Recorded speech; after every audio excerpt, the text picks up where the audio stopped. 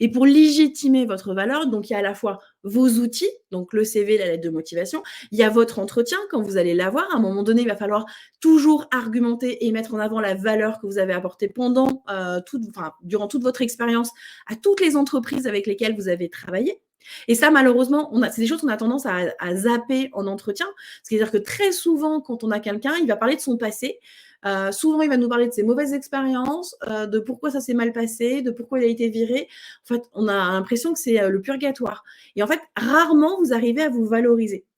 C'est aussi dû au fait que quand on est en recherche d'emploi, on perd un peu confiance en soi, ce qui est légitime parce que c'est une période qui n'est pas facile, qui est forcément douloureuse, le regard des autres, la pression de votre environnement, de la famille, de Pôle emploi aussi, hein, puis ça ne va pas s'arranger.